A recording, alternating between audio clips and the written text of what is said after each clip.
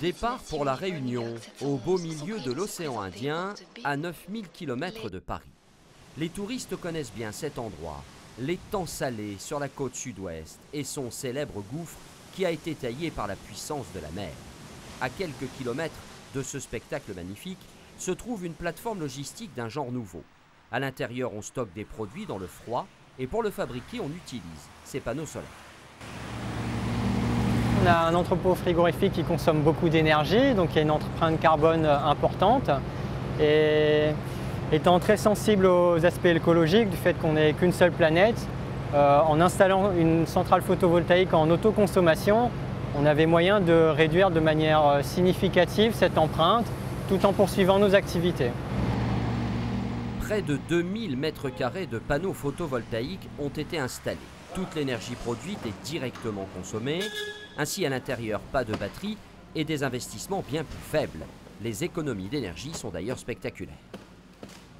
Sur cette courbe, on peut voir typiquement qu'à 9 h, la centrale photovoltaïque apporte quasiment la moitié de nos besoins énergétiques. Puis cela va s'accroître tout au long de la journée, jusqu'à sur le coup des 13 h, où on est quasiment en autonomie énergétique, donc avant que la production décroît au fil de la journée.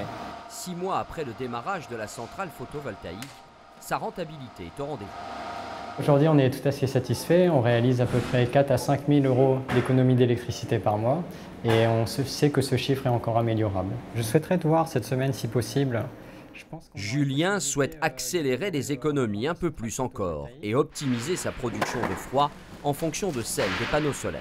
Une application sur son smartphone l'aide d'ailleurs en permanence à prendre les bonnes décisions. Et on a prévu en 2028 de passer à peu près à 550 MW. Donc vous voyez, il faut installer 30 à 40 MW par an.